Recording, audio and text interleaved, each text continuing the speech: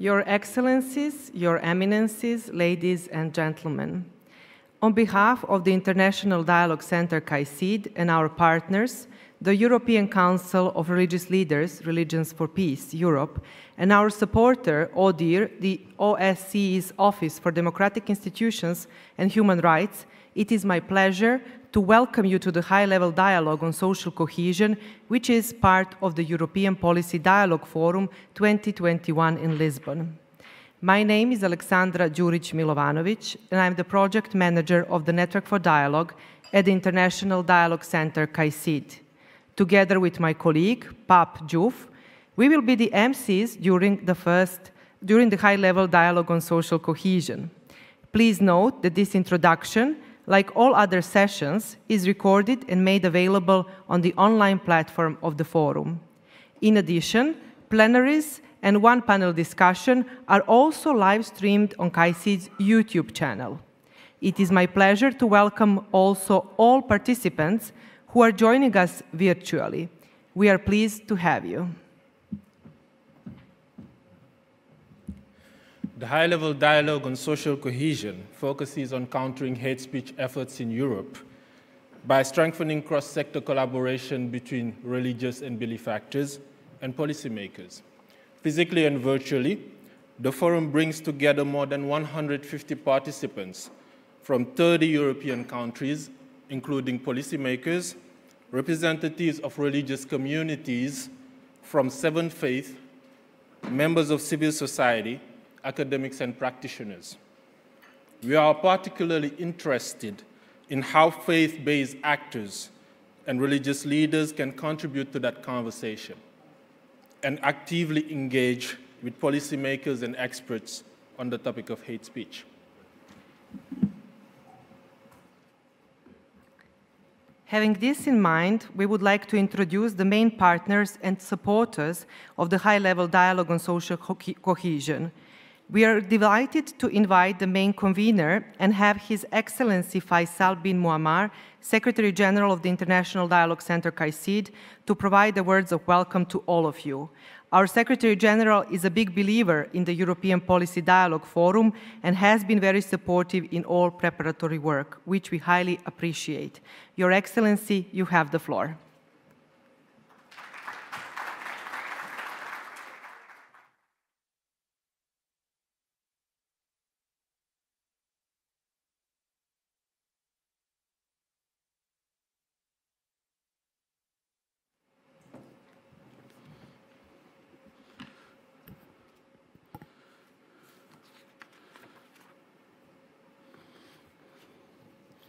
Well, good morning. Excuse my vision. I don't know how to read and with all the slides, but I will do my best. Good morning to your eminences, excellencies, distinguished guests. Assalamu alaikum. Peace be upon you all. Today is a very special day for the Center for at least 3 reasons. The first one, that we are honored to welcome His Excellency, Mr. Augusto Santos Silva, Minister of State for Foreign Affairs. Thank you for honoring us. Your support and the warm welcome in this beautiful city of Lisbon are highly appreciated. The second one is the presence of His Royal Highness, Prince Saud ibn Abdul Muhsin Al Saud, Ambassador of the Kingdom of Saudi Arabia, who is honoring us today and in attending the first event since His Royal Highness presented his credential. Thank you, Your Royal Highness. And thanks for all the ambassadors of Spain, Austria, and the Holy See, for the Council of Party for their unlimited support. Thank you very much. The third reason is that this speech is my last one as a KAICIID Secretary General. After 12 years in establishing these great institutions with the support of 84 female and male from 30 countries. It is an honor and a wonderful thing.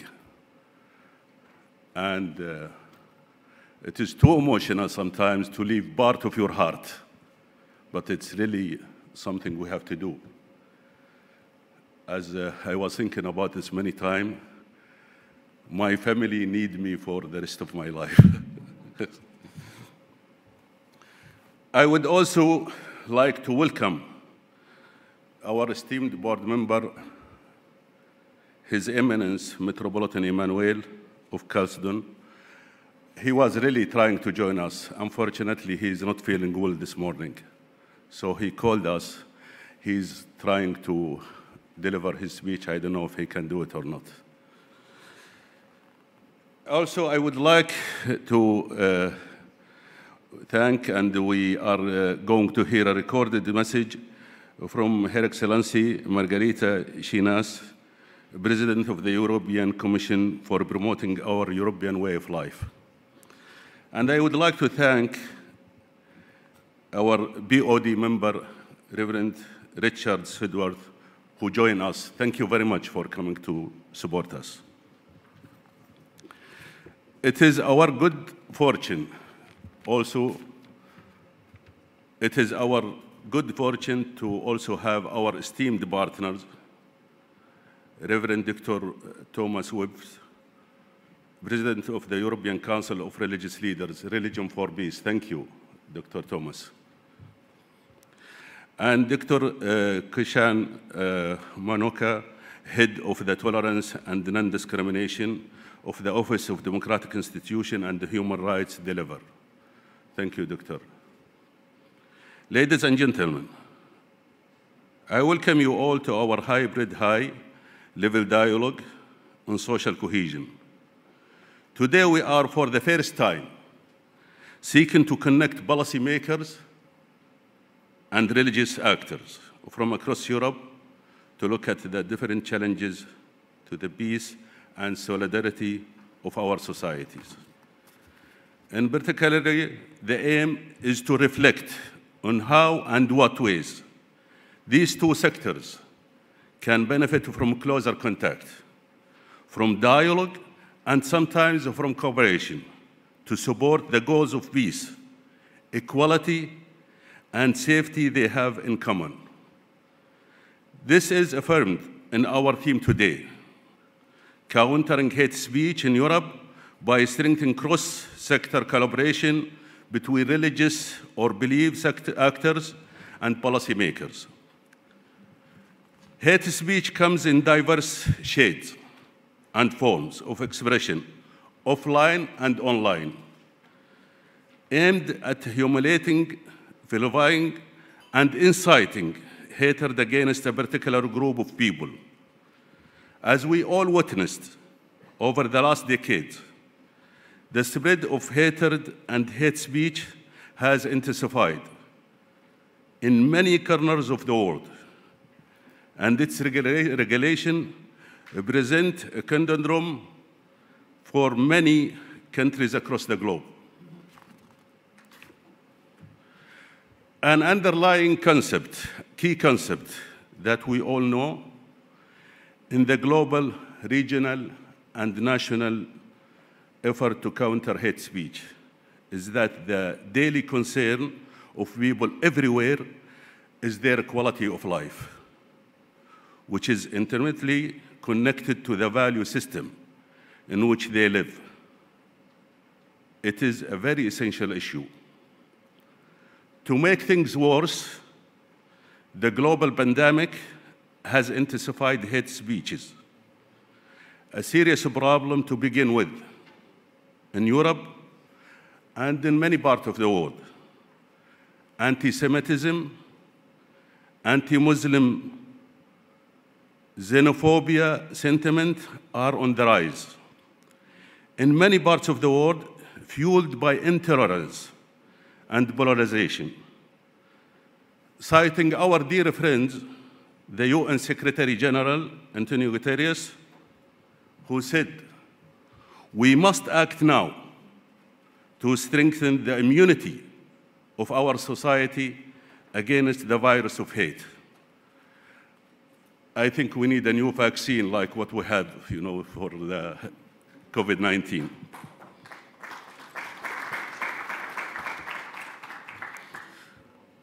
We at KAICIID do not work in vacuum. We work with our partners, IGOs, FBOs, NGOs, youth, and most important with policymakers, to forge cross-sectors partnership in which we formally agree to leverage our resources and funding to work towards shared objectives. And at the top of this list of objectives is combating and countering hate speech. This event and similar initiatives since 2019, much of it we are trying to achieve thoughtful partnerships between secular and faith-based entities, each using their own framework, but sensitive to how they intersect and can complement one another. This is a very sensitive issue, and we have to deal with it carefully. KAICIID has been focused on countering hate speech for many years. I will not delve into what we have accomplished in that past, but we will focus on more recent developments. In the context of combating hate speech, KAICIID Europe region program launched earlier this year a special cohesion initiative, which include a pillar on countering hate speech.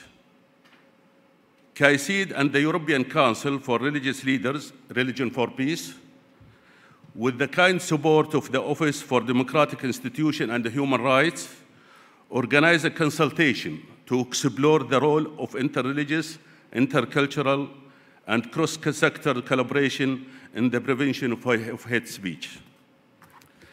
Participants outlined 6 key challenges faced by those working to counter hate speech in Europe, identified 2 priority areas for future action, and 5 specific recommendations for religious actors. You may wish to access this report in the online form. We followed with pan-European survey in May that examined the effort of hate speech, as well as the measures to counter hate dialogue of faith leaders, interreligious organizations, and religious experts. And we carried out 4 regional consultations with European religious leaders in June. This process aimed to discovering the kind of resources which would be most useful. The findings, which include the need for developing better dialogue skills in an interfaith setting adapted to local context, will be fed into the development of a manual and a training course we will be working on in 2022. Ladies and gentlemen, to counter hate speech at the national and the global level, we need to implement sound cross-sectoral policy-driven approaches that can help sustain the moral and dynamic coherence in public life. And the education in this context is the strongest shield against the clashes of ignorance. Last but not least, during the 3rd European Policy Dialogue Forum, which took place over the last 2 days, participants have focused on how to encourage some of the newest and often most vulnerable segments of our society to become involved in the process which are fundamental to our societies and inclusive citizenship. I am proud to hear the demanding recommendation which the participants have set out for us. Tackling hate speech, strengthening social cohesion, and strengthening common citizenship are all interrelated.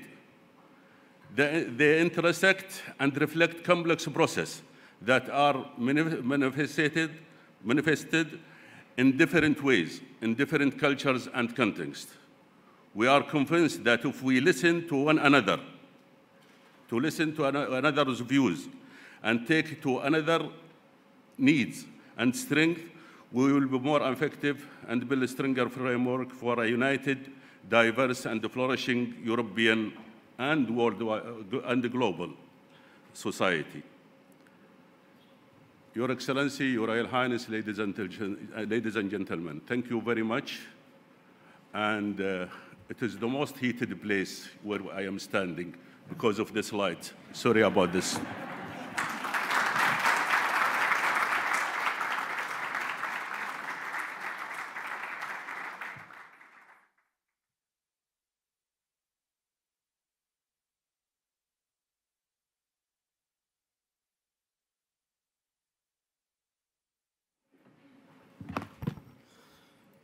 Thank you very much, Your Excellency, for providing the opening remarks and welcoming our participants. Also, in the European context, the work of KAICIID is a valuable one because it is a very secular context. Or maybe because it is a very secular context, the convening power of the International Dialogue Center is important.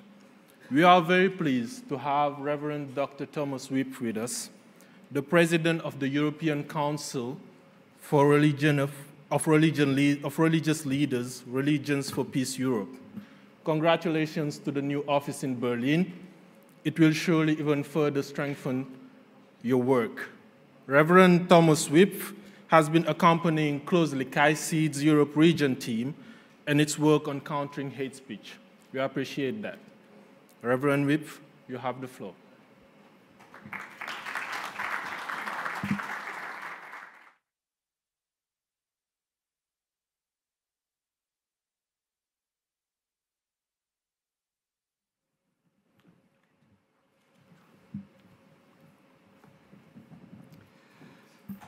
Mr. Secretary General, allow me to spontaneously thank you for your commitment in the last 12 years.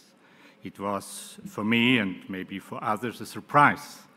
Thank you very much for your service.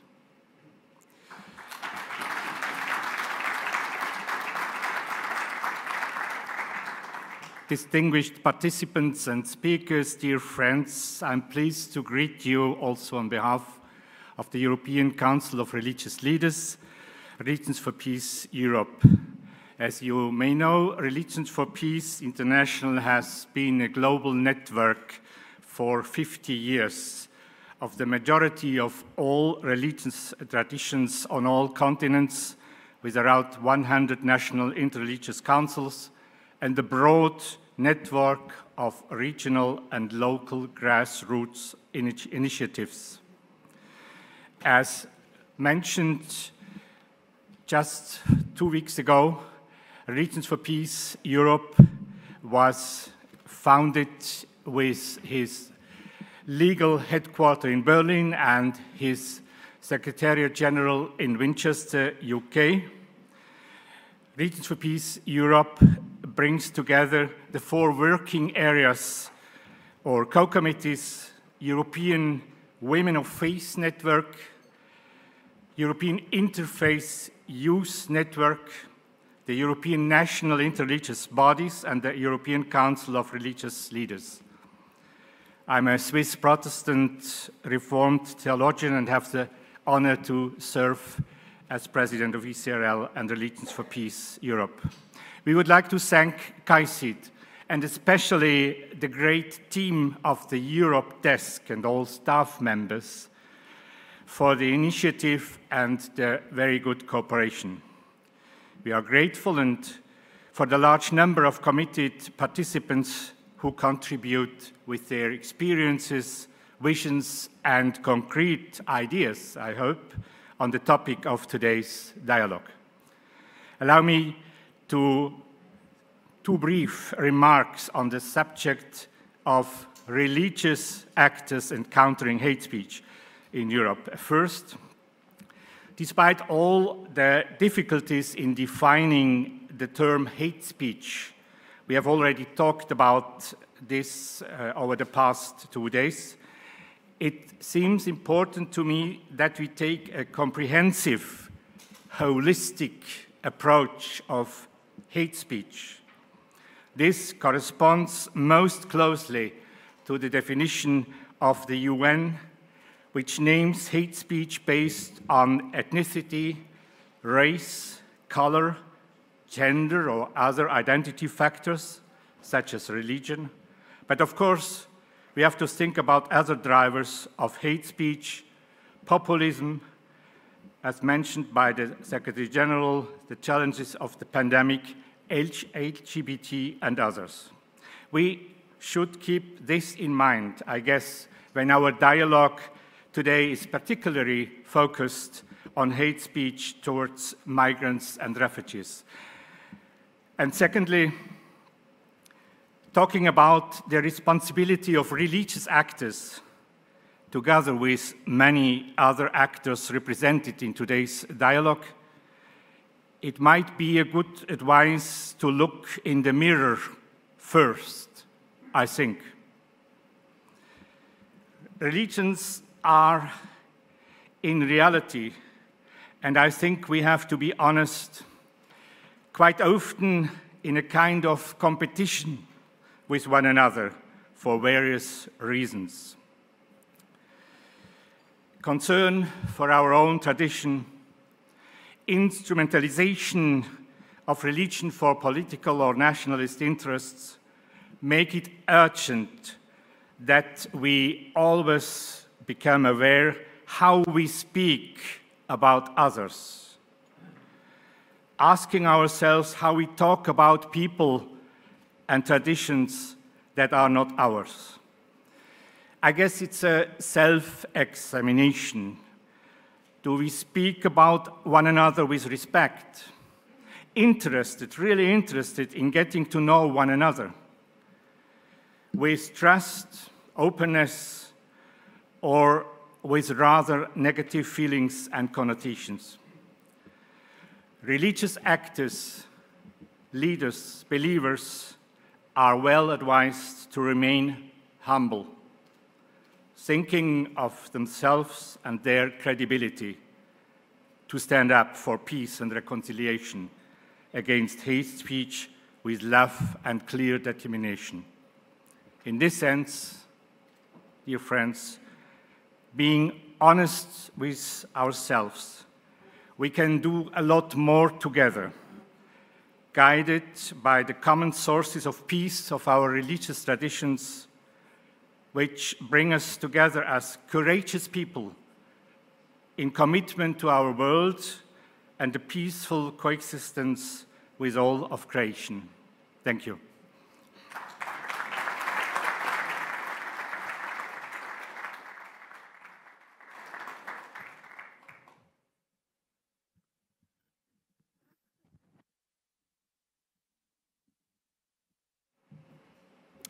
Many thanks, Reverend Wipf, for your thoughtful words. And now I am honored to welcome our first keynote speaker, His Excellency Augusto Santos Silva, Minister and Secretary of State of Foreign Affairs in Portugal. Your Excellency, you have the floor.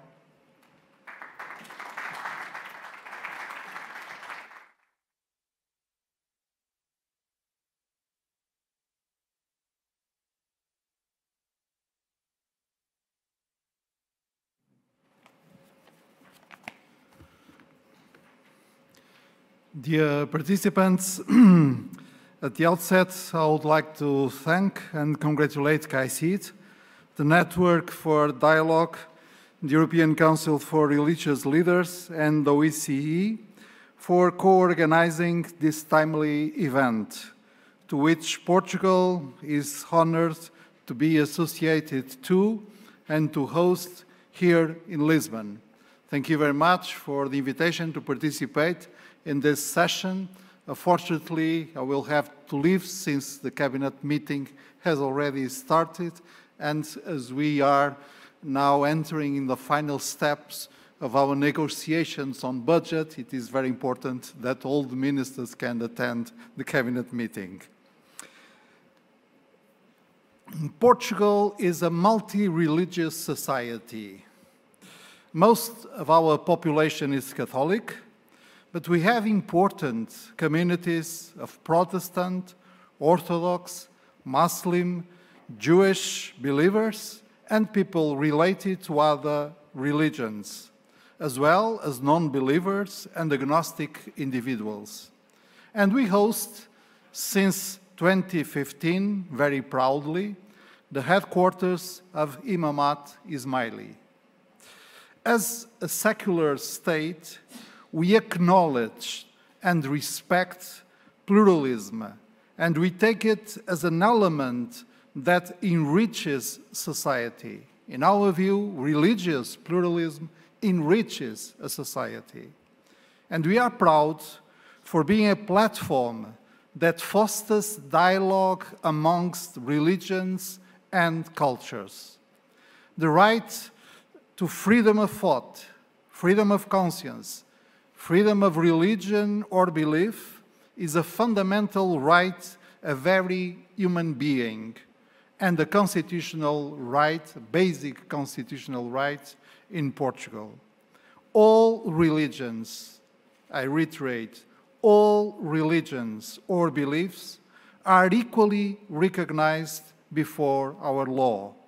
Its free exercise directly contributes to democracy, to development, to the rule of law, to peace and stability, and safeguards respect for diversity.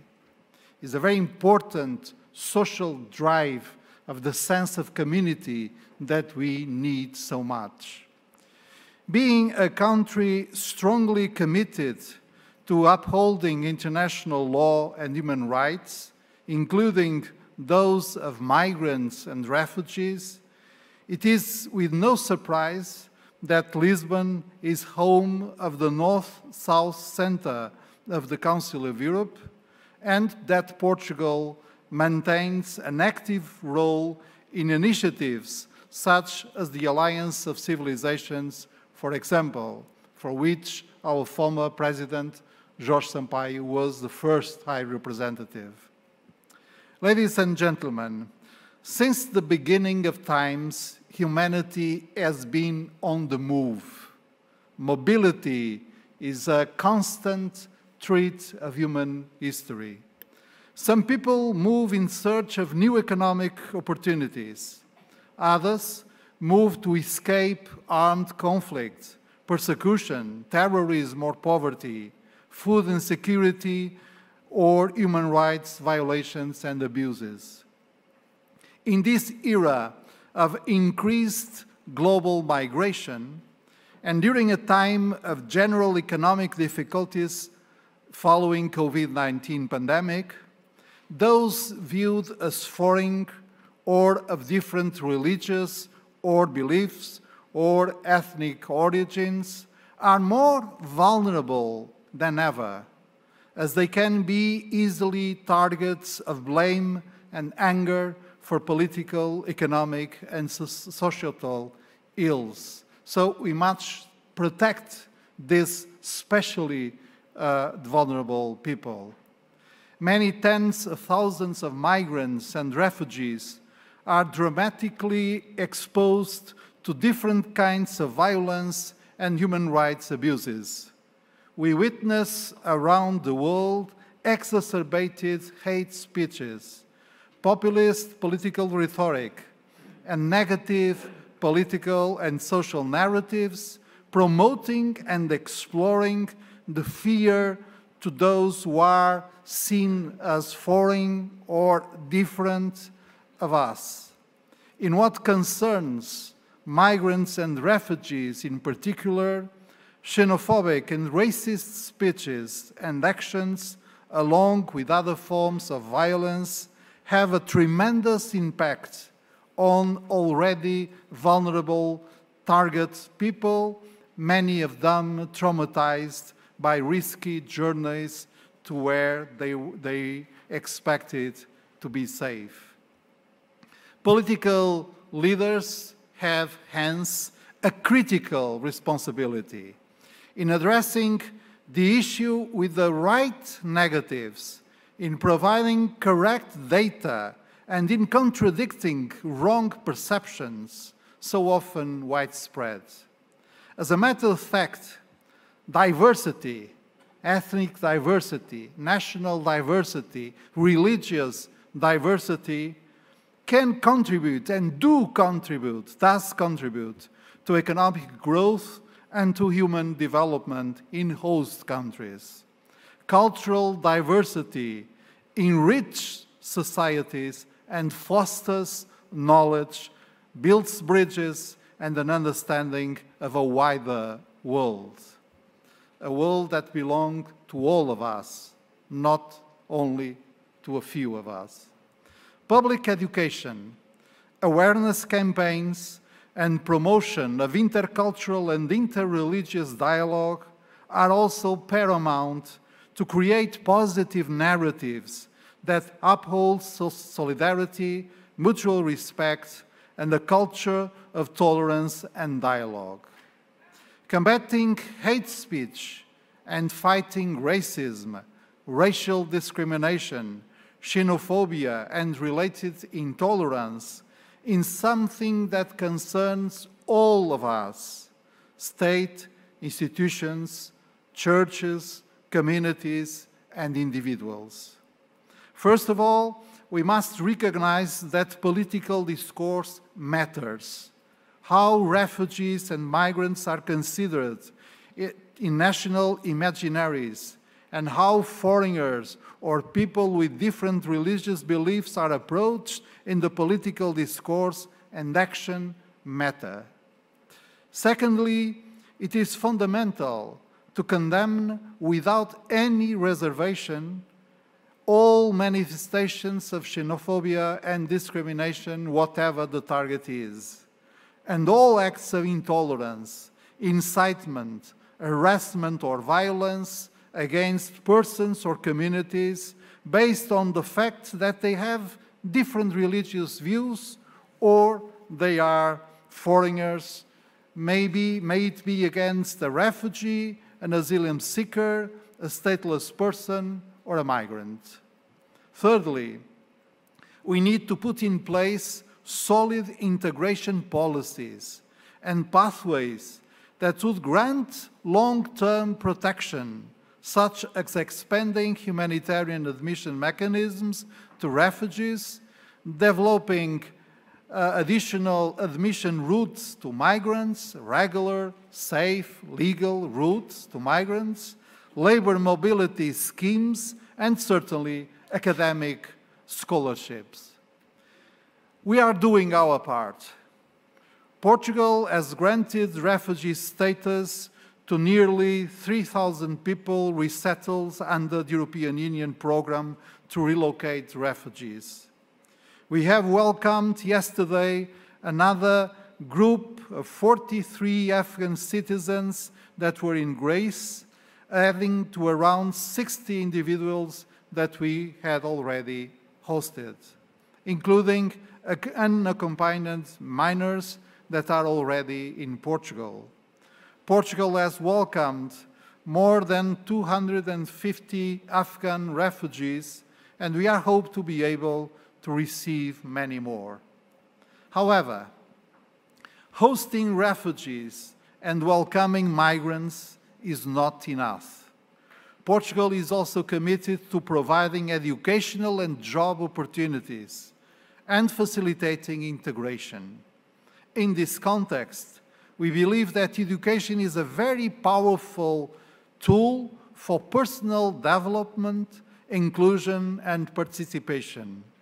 Education creates the enabling conditions for each individual to fulfill his or her potential and to contribute to the community he or she lives in. From the beginning, Portugal has supported the work of the Global Platform for Higher Education in Emergencies, an initiative created by the late President of Portugal, Mr. Jorge Sampaio, the first High Representative for the Alliance of Civilizations. This platform offers emergency scholarships to forcible displaced persons in order that they can continue their higher education studies. This example, amongst others, demonstrates how important it is to involve a wide range of stakeholders to offer the space and conditions for participation in societies. And I mean stakeholders like government, local authorities, universities, non-governmental organizations, financial patrons, and also religious communities. Migrants and refugees associations, as well as religious communities, can have a fundamental role in developing, implementing, and evaluating inclusive policies and programs. And I come to my final point. In this area of unprecedented global mobility, and in the face of human tragedy, those viewed as foreign or different are increasingly vulnerable, as they can turn to be easy targets of blame and hate speech. In this context, we do welcome the organization of this policy dialogue forum, bringing together civil society organizations, policymakers, and religious leaders to discuss ways to promote the participation of refugees and migrants in the political and civic life of host societies, and to share successful examples and practices across Europe. To conclude, I would like to reiterate that Portugal stands ready to cooperate with KAICIID. We will cooperate more and more with KAICIID. With network,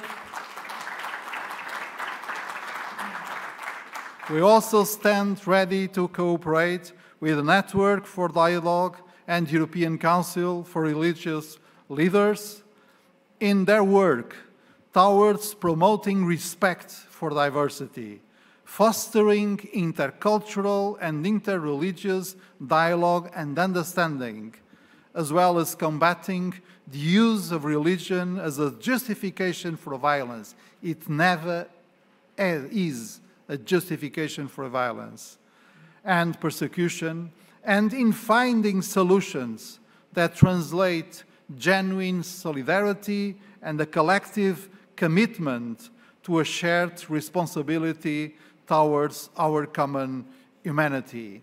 We belong to different religions, we have different beliefs, but we live in a unique planet, we form a unique humanity, so we all have to work together to understand better each other and to work together to the preservation of our common goods and of our planet. Thank you very much.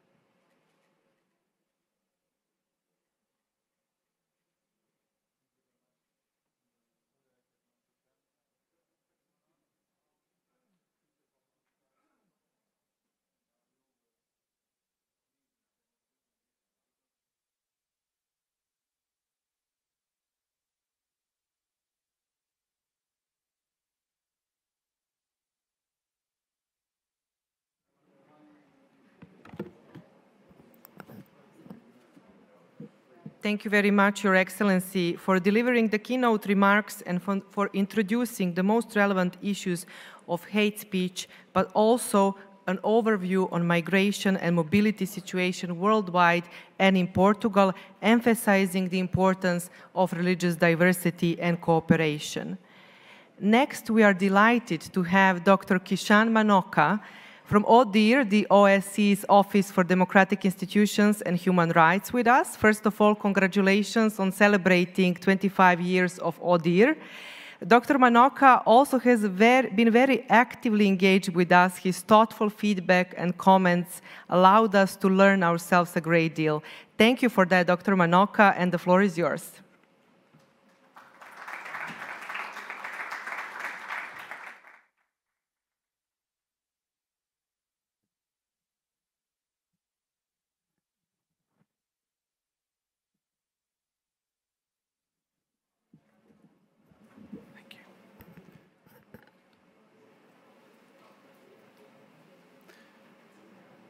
Good morning.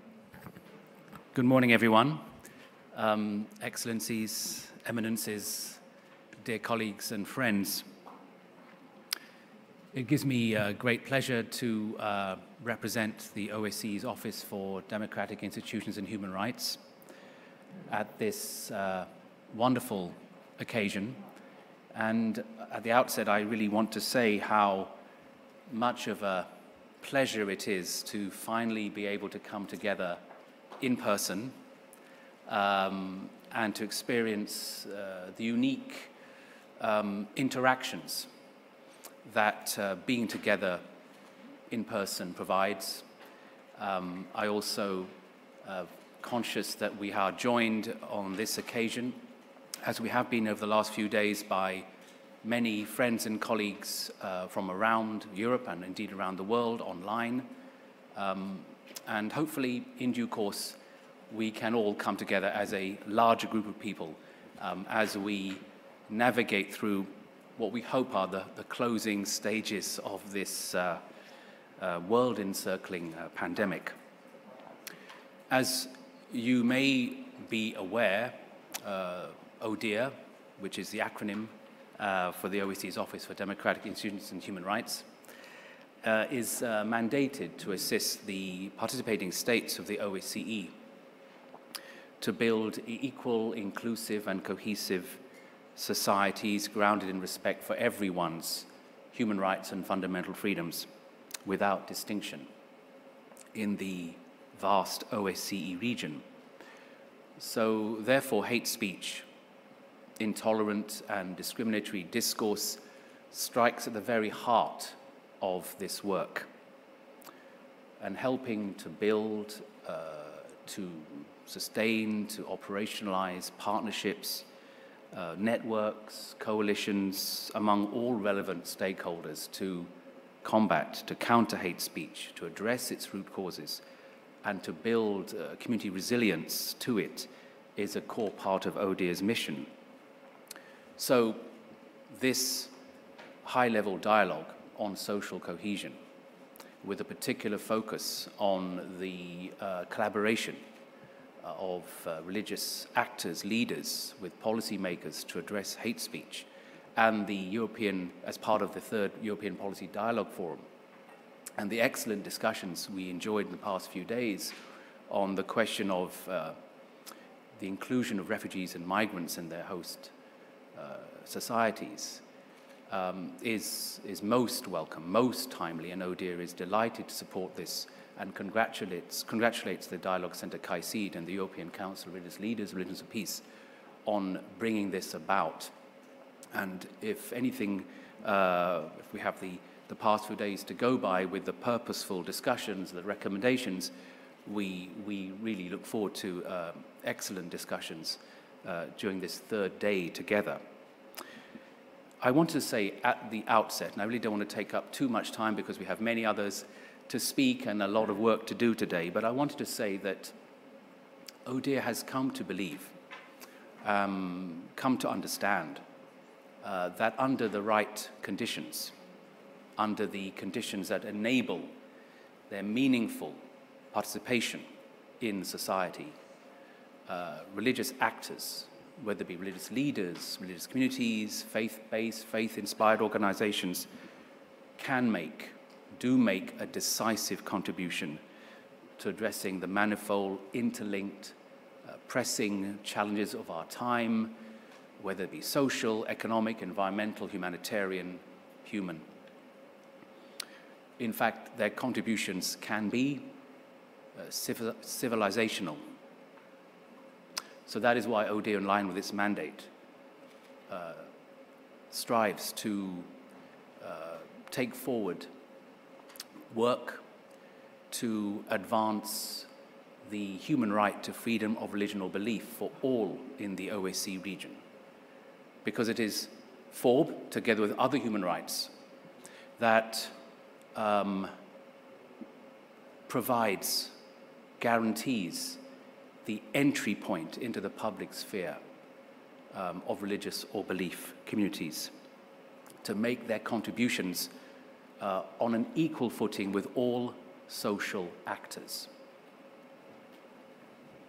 Now, engagement between the religious and the policy-making sectors is nothing new.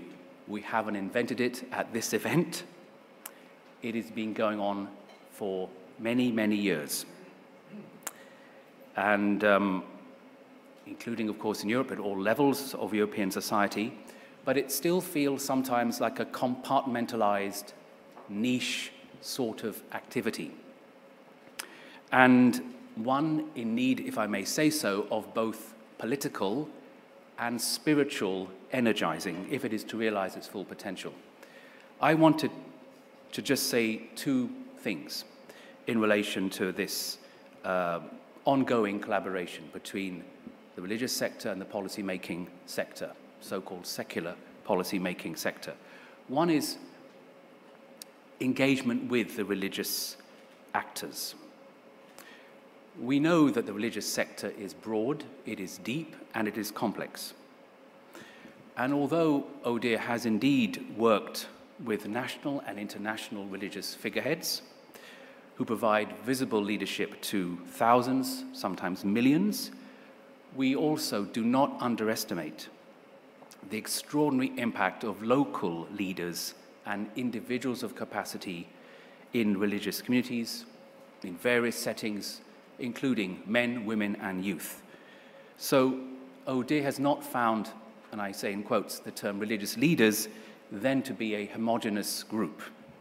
All kinds of religious leaders and actors are essential for building inclusive, equal, peaceful societies. And their cooperation in this regard is vital. A key question we need to ask ourselves is how do we find them and how do we best engage them? And the second point, and I just share these to stimulate as food for thought for the discussions we will have later on. The second point I really wanted to make is that the need for both religious actors and policymakers to approach their joint work in a spirit of learning and a spirit of inquiry about the other as part of an inclusive and what I would say is a mutually critical engagement. This is important because misperception and ignorance on both sides, if I may say so, have sometimes created misunderstandings, tension, and alienation, and undermined collaboration and trustful relations. I think we do need a measure of honesty in our discussions. The last 2 days have shown that.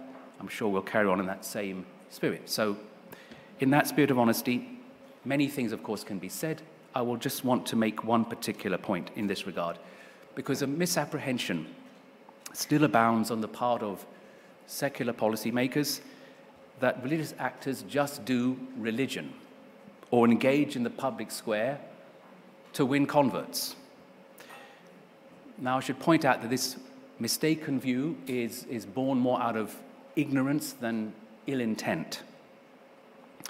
But nevertheless, it can have serious consequences for the engagement of religious actors in public discourse and social action. And there is still a lack of appreciation, I would say, of the full role of religious leaders and actors and the role they play in straddling all dimensions of life, not just a small portion of what we would call or term religious. And part of this approaching the other in a spirit of learning and humility is to recognize, as we do in this room, and we have recognized over the past few days, of the not just ongoing, but the historical and ongoing efforts of religious actors and leaders to build open, tolerant, inclusive societies, modeling this day out, day in, day out, and particularly during this global health crisis, which has affected us all. Odir has come to learn that, Odir has come to appreciate that, and so we are delighted to be here, to listen, to learn, and to continue to support KAICIID and the ECRL and all of you in your very important and transformative efforts. Thank you once again for this opportunity, and it's a real pleasure to be here, as I said, in person, and to have our friends join us online, and wish us all very fruitful discussions. Thank you very much.